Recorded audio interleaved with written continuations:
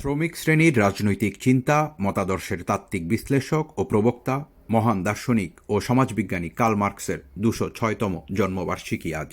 ১৮১৮ সালের ৫ মে প্রুশিয়ার ট্রিয়ের শহরে জন্মগ্রহণ করেন মার্কস।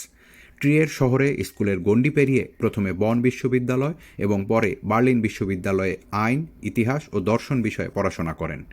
লুক্সেমবার্গ সীমান্ত লাগোয়া শহরটিতে মার্কসের বাড়িটি এখন জাদুঘর হিসেবে ব্যবহৃত হচ্ছে। বিভিন্ন দেশের পর্যটক যাদের মার্কস সম্পর্কে জানার সুযোগ হয়েছে তারা জাদুঘরটি পরিদর্শনের সুযোগটি মিস করতে চান না। গত বছর ওনার আঙিনায় পদচিহ্ন দেওয়ার একটি সুযোগ আমিও পেয়েছিলাম।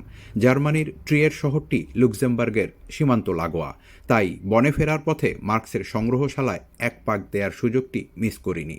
3তলা বাড়ির কক্ষগুলোতে তার ব্যবহৃত জিনিসপত্র, তার থিওরির উপর ভিত্তি করে নির্মিত ইনস্টলেশন কিংবা গবাক্ষ মূর্তি দিয়ে বিন্যস্ত করা হয়েছে।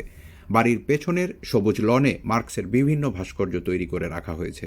বাড়ির সামনে বিখ্যাত দাস ওয়াইন শপে স্থানীয় দ্রাক্ষার স্বাদ নেয়ার সুযোগটি বারবার আসবে না জেনে পেয়ালায় চুমুক দিতে ভুল করিনি। দর্শন, অর্থনীতি ও শ্রেণী সংগ্রাম তত্ত্ব, এই 3টি অঙ্গ নিয়েই মার্ক্সবাদ।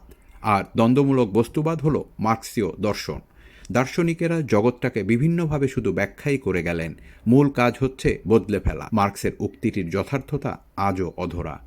দুনিয়া কাঁপানো মতবাদের বৈজ্ঞানিক এই প্রবক্তা 1883 সালে মাত্র 65 বছর বয়সে বিদায় নিয়েছেন, কিন্তু তার দর্শন আজও প্রাসঙ্গিক এবং চর্চিত।